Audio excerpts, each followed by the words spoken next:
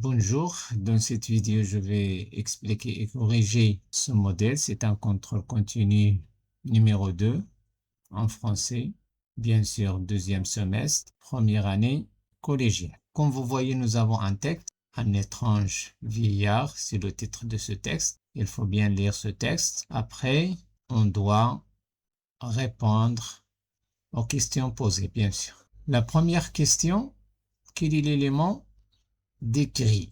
Donc, ce texte décrit quelque chose, soit une image, un personnage, un objet. Après la lecture du texte, l'élément décrit par ce texte, c'est ce personnage, un vieillard. C'est un homme âgé. L'élément décrit est un vieillard, un homme âgé.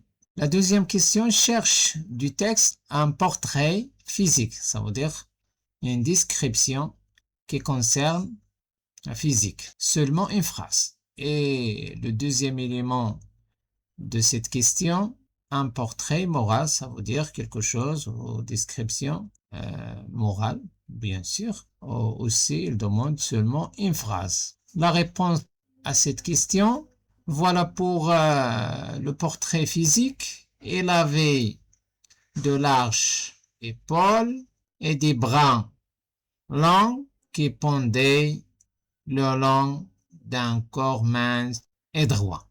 Voilà, cette description concerne le portrait physique. Pour le portrait moral, on a dans le texte la troisième question, l'auteur porte sur le personnage un jugement favorable ou défavorable. Ça veut dire on va déterminer, on va essayer de savoir est-ce que l'auteur porte un jugement favorable ou défavorable. Et après, on va donner la justification.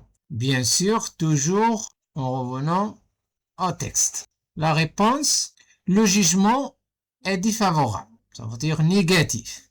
Le jugement négatif. Voilà la justification. Avec une expression cruelle, énorme moustache, description inquiète et négative. Voilà pour cette question. La dernière question qui concerne la compréhension de l'écrit, quel est l'ordre de description suit l'auteur? Donc l'auteur suit une description, là, un ordre dans la description de ce personnage. La réponse, l'auteur suit un ordre du général au particulier, le plus général au début sur la forme en général, après elle va donner les détails, ça veut dire sur le visage, les petites descriptions de l'ensemble du corps, voilà, vers les détails du visage, à peu près. Voilà l'exemple ou un exemple de réponse. La deuxième partie, la langue, communication, la question donne une phrase avec adjectif attribué. L'adjectif attribué, c'est un adjectif qualificatif séparé du nom en général par un verbe d'état. L'adjectif épithète, non, c'est un adjectif adjacent, n'est pas séparé, se place soit avant, soit après le nom qu'il qualifie. Voilà à peu près la définition de l'adjectif attribué et épithète. La réponse à cette question, ce vieillard est étrange. Voilà l'adjectif ici, c'est étrange. Donc cet adjectif séparé de cet adjectif décrit vieillard, donc séparé par le verbe d'état, c'est le verbe être. Le vieillard étrange marche longtemps. Regardez ici l'adjectif épithète étrange, elle n'est pas séparée, bien sûr, collée, adjacent par rapport au nom qu'il qualifie. Voilà. Ici, l'adjectif se place après le nom, mais n'est pas séparé de ce nom. Très bien. La deuxième question, trouve le pronom relatif qui convient. Donc, ici, on va mettre un pronom qui bien sûr, relie les deux parties pour construire une phrase, mais ce pronom doit être convenable pour que la phrase être valable. C'est le village, je suis né. Ça veut dire je suis né, on parle ici le lieu. Le village, on va remplacer, ça veut dire ce pronom va remplacer le village. Mais ici, ce pronom va donner les informations sur le lieu, bien sûr. On dit c'est le village où je suis né. Où je suis né. Très bien. La deuxième phrase, si le village est abandonné, on peut dire que ici le village va jouer le rôle du sujet et le pronom relatif qui convient ici, c'est qui. Donc qui, c'est le pronom convenable. Voilà pour cette question.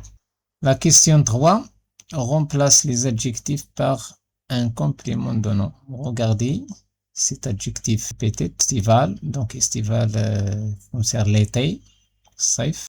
Ici, les activités scolaires concernent l'école, les activités qui se déroulent à l'école, on peut dire les activités scolaires. Donc, transformation. La première phrase, les vacances d'été. Donc, estival, nous avons remplacé cet adjectif par un complément de nom. D'été. Estival est remplacé par d'été.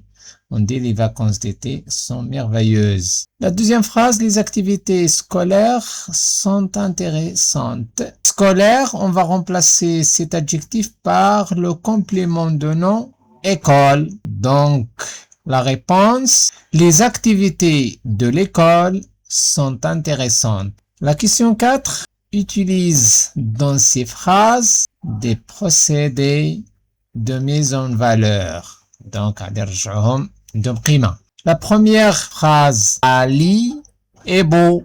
Répétition. On fait ici la répétition. Ali est beau, beau, beau. Nous avons fait la répétition. C'est un élève intelligent, superlatif. On peut dire c'est le plus intelligent de la classe. Ou on peut dire c'est un élève le plus intelligent de la classe. Ok. C'est un élève très intelligent ou on peut dire c'est le plus intelligent des élèves. Bien sûr. La question 5. Écris 2 phrases pour passer des portraits physiques au portrait moral. Voilà. Il a un visage souriant et des yeux brillants. Il est gentil et toujours prêt à aider les autres. La production écrite décrit un personnage par 2 phrases. Mais regardez ici, nous avons un espace grand, donc seulement 2 phrases. Ok.